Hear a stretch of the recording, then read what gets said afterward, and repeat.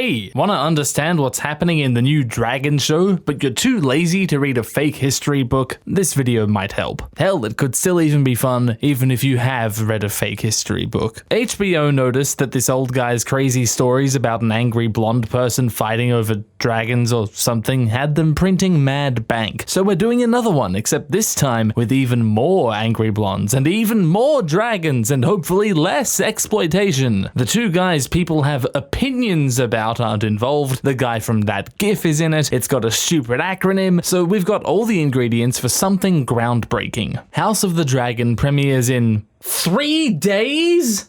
Alright then, let's get to figuring it out.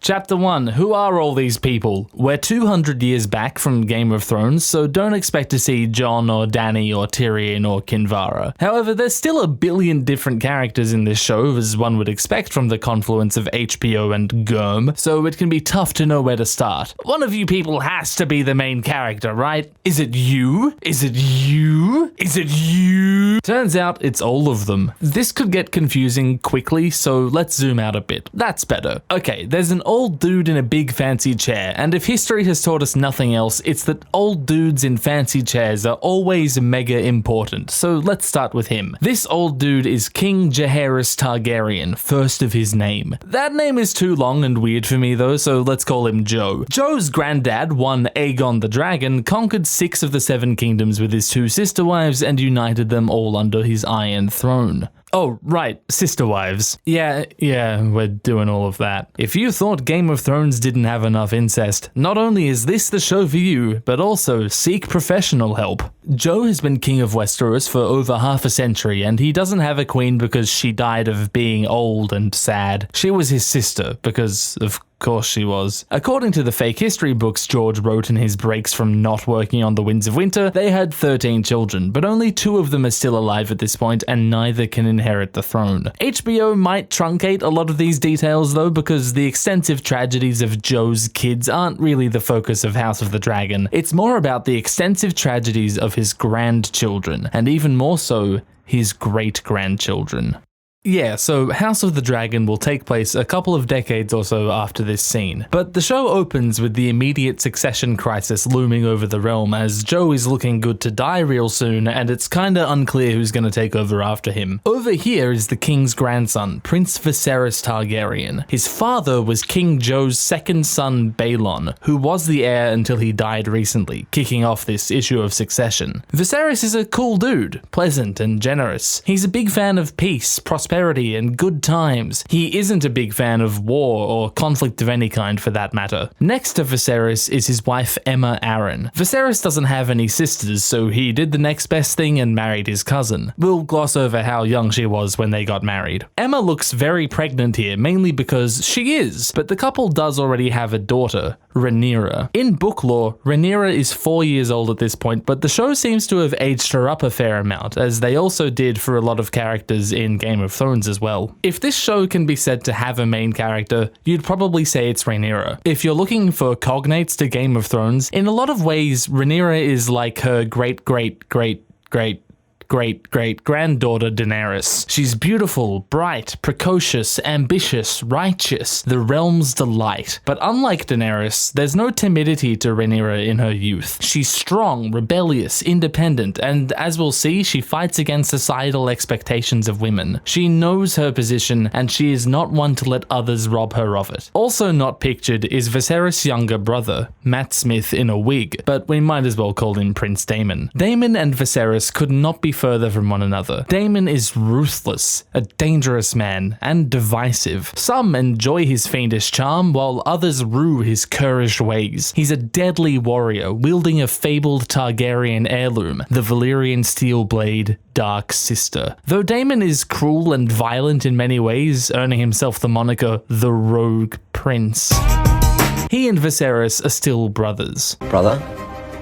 Daemon has a wife, Rhea Royce, but he hates her and they have no children. Daemon also rides a dragon, but we'll talk about them towards the end of the video. To the right of Joe, no, stage right, is Ryan Redwine, legendary Lord Commander of the Kingsguard. More importantly is the king's granddaughter, Princess Rhaenys Targaryen. Rhaenys was the only child of Prince Aemon, Joe's first son. So you can probably already see the issue. Does the daughter of the first son inherit? Or the son of the second son, who was until now the heir? Rhaenys has black hair in the books from her Baratheon mother, but the show has given her the hallmark Valyrian wig just to make sure you all understand she's a Targaryen. Next to Rhaenys is her husband, Corlys Velaryon, Lord of the Tides. The Velaryons are a proud and noble house who also descend from old Valyria like the Targaryens. They've been closely tied to the Targaryens since long before Aegon's conquest, though they aren't a dragon-riding house. Lord Corlys is an extravagantly wealthy seafarer, his world-renowned adventures earning him the moniker Sea Snake. To say Corlys is ambitious is an obscene understatement. Through his sailing and trading prowess, he transformed House Velaryon into the wealthiest family in Westeros, even surpassing the Lannisters seated atop a mountain of gold. But still he wants more. The keen-eyed among you may have noticed that Lord Corlys is black.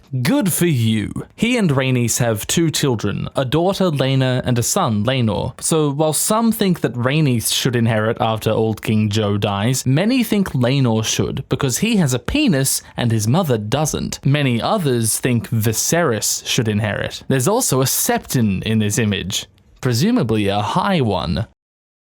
Chapter 2. Okay, no, really, what the fuck? Joe dies, and so ascends King Viserys Targaryen, first of his name. Rhaenys and her family are outraged at this. Rhaenys has been passed over for succession before as well, so she is called the Queen Who Never Was. Her great-aunt, Joe's sister Rhaena, also missed out on sitting the throne, despite her senior position in the family. So with each succession, the rule that a woman may not inherit the Iron Throne becomes further entrenched in Targaryen tradition. We'll see how that plays out. This leaves Princess Rhaenyra as the heir to the Iron Throne, kinda, because Prince Daemon considers himself Viserys' heir, and given this no girls allowed rule, it's getting harder and harder to argue with him. Viserys inherits his grandfather's council along with his kingdom. His foremost advisor, the Hand of the King, is the shrewd politician Sir Otto Hightower. The Hightowers, like the Velaryons, are a wealthy and powerful house, ruling over Old Town, which was the largest city in Westeros before the Targaryens founded King's Landing. In the books, the Hightowers resemble Valyrians, which is strange given that they've been established in the Reach since the days of the First Men, or perhaps even before then, but this detail seems to be absent from the show. Otto is the brother of Lord Hobart Hightower, and he's an ambitious figure. Ambitious figures tend to clash with one another, and so Otto hates Daemon's princely guts. Otto's daughter, the courtly Alicent, is of an age with Princess Rhaenyra, and they're childhood best friends, sisters almost, which is quite the departure from the fake history books. House of the Dragon is a generational, dynastic drama, so we'll see how their relationship evolves over the decades as different political forces pull on these closest of friends. In addition to the Hand, Otto, the small council also has Lord Lionel Strong, the Master of Laws. Lionel is a big brute and he speaks slowly and quietly, so people think he's an idiot, but really he's very intelligent. He spent longer at the Citadel than Sam did. Lionel brings his family to court with him, including his sons Larys and Harwin. I'm sure they won't be important.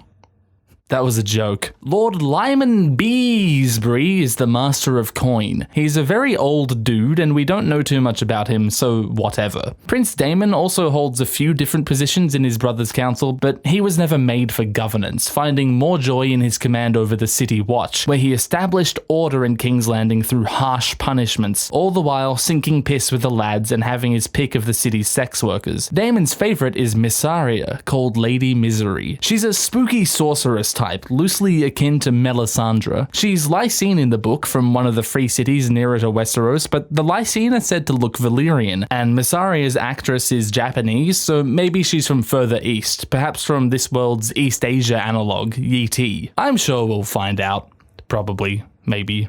Given that Lord Corlys, the greatest admiral in the world, is upset at Viserys for stealing his wife's throne, the Master of Ships is Sir Tyland Lannister, twin brother of the Lord of Castle Rock, Jason Lannister. They're both played by the same actor who also played Hugh of the Vale in season 1 of Game of Thrones. There's Grand Maester Mellos as well, and Maester Orwyle has been cast too. The text that House of the Dragon is based on, Fire and Blood, is written by maesters, and some people think that this heavily distorts the veracity of the story. Maesters are known to be mostly anti-magic and sort of anti-conflict. Most Old Town institutions seem to be pretty wary of dragons too. Maesters have a great influence over the lords, ladies, and histories of Westeros, so it's not too much of a leap to allege that they use this influence to further the Citadel's agenda. Fire and Blood also has a lot of testimony sourced from septons and a court fool named Mushroom. Mushroom's stories always seem to revolve around who boned who, and unfortunately it seems he's not a fit for the tone HBO are going for with House of the Dragon, as he's not in the cast. Given that it's a show on the telly and not a book in your shelf, it's probably going to be a lot more concrete with what's presented, with much less room for interpretation. I should also mention Vaemond Velaryon, who isn't on the council but is relevant at court. He's Corlys's younger brother, though in the books he's his nephew, and he's the commander of the Velaryon Navy. Joffrey Lonmouth and Carl Corey are knights in service to the Velaryons. Stefan Darklin is another knight of the Kingsguard, along with Laurent Marbrand and twins Eric and Arik Cargill. Viserys' other Kingsguard knights, Willis Fell and Rickard Thorne, have not been publicly cast. More importantly though is Kristen Cole, an extremely sexy young knight of common origin. In the book, the young Princess Rhaenyra has a fondness for Kristen like Sansa has for Loras, but given that exactly zero of the show has aired as of yet, I have no idea what they're keeping the same, what they're expanding on, or what they're completely binning. All we know is that Kristen is in the show and he's really hot. There's a few more names in the cast sheet I haven't talked about yet, but they're probably not all too important. But there is an entire group of characters I've completely neglected to mention so far.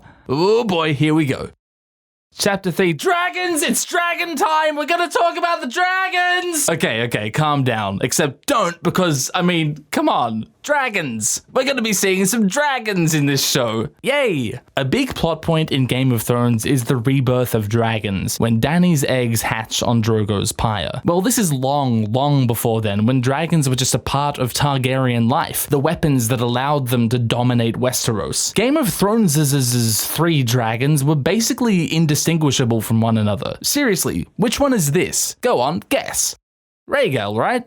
Nope, it's Viserion. I just changed the color extremely slightly, and also it's actually Drogon. House of the Dragons' dragons are much more individual in their designs and far more distinct in their physiology and character. Showrunner Miguel Sapochnik has said we'll be meeting 9 dragons in this first season, but so far I've only been able to identify 4 of them. First of all is Rhaenyra's dragon, the yellow-scaled Syrax, named for a goddess of old Valyria. Rhaenyra bonded with Syrax very young and has been riding her since the age of 7. Nobody else has ridden Syrax before. Second is Caraxes, the bloodworm. Originally ridden by Prince Aemon, the great red beast is now mount to his nephew, the rogue Prince Daemon. Caraxes has a really ridiculously long neck.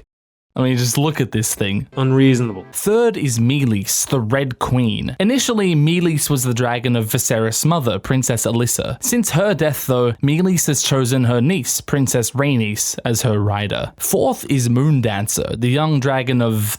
I probably shouldn't say. Those 4 dragons are confirmed by promotional material and published character bios. And literally, as I'm just finishing the video right now, they released another teaser that has 2 more dragons in it, and they are Seasmoke and Vhagar. The oldest living dragon is Vhagar. Born decades before Aegon's conquest, Vhagar is around 170 years old during the events of House of the Dragon. Famously ridden by Queen Visenya during the conquest, Vhagar was later claimed by Viserys' father, Prince Baelon the Brave. Following Baelon's death, it was Laena Velaryon who Vhagar bonded with. Vhagar is the largest living dragon. Laena's brother, Laenor, rides the pale silver-grey dragon, Seasmoke. Laena and Laenor, while Velaryons do have the blood of the dragon, through their mother, Princess Rhaenys. You might be wondering about King Viserys himself, given that the only dragon riders I've mentioned so far are his daughter, brother, cousin, and other cousins. Viserys was a dragon rider, but his mount was Balerion, the Black Dread, who you'll probably recall was once Aegon's dragon, who he rode in his conquest of Westeros and who forged the Iron Throne with his flames. After Aegon died, Balerion was claimed by King Maegor, then briefly and disastrously by King Joe's niece Princess Arya, and finally by young Prince Viserys. Balerion was very old though. At perhaps over 2 centuries of age, he may well have been the last living creature to have seen old Valyria, and he died before Viserys became king. We have never heard of a rider bonding with another dragon after their mount's death, so Viserys remained dragonless. In addition to all these claimed dragons, there are also a few who don't currently have riders as of the beginning of House of the Dragon. Vermithor, the Bronze Fury, was the mount of Old King Joe, and Silverwing was the mount of Joe's queen, Alysanne. Nobody has claimed either of them in the decades since their riders' deaths. Think of Silverwing and Vermithor as husband and wife. They have probably the most stable, wholesome relationship in all of George's work. Dreamfire, the slender, pale blue beauty, is nearly a century old. King Joe's sister Rhaena once rode Dreamfire, but for now she is riderless. There are also 3 wild dragons living on Dragonstone, none of which have ever been claimed or ridden. Grey Ghost, so named for his elusive nature. Sheep Stealer, so named for stealing sheep. And Cannibal, so named for being a cannibal. There are a few more dragons, but we won't be discussing them for spoilery reasons. Thanks for watching.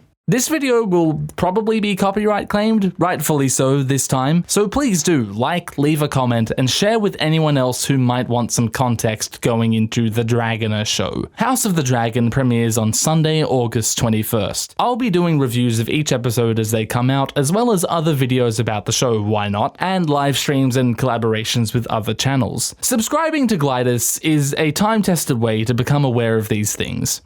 It's been scientifically proven that my patrons are 96% more likely to have their names read out at the end of my videos than a control group. Case in point, aglahir, aviator, danzer, hertog appel, ingvald, jobli, joshie-bear, Hoverarm, Magnus, moremoths, mutskun, nurse ratchet, 1-inch walrus, polly, radbynature, simcoe, stay78, stl gooner, tie, waffl, yenn, and Ondy. Announcement time. If this channel hits 100,000 subscribers by the time this first season of House of the Dragon ends, I will eat a copy of The Winds of Winter should it come out. This started as a joke, but it isn't anymore. I'm dead serious. I will find a way to consume that entire book, hopefully without endangering my health, but if not, so be it. Alright, see you next week.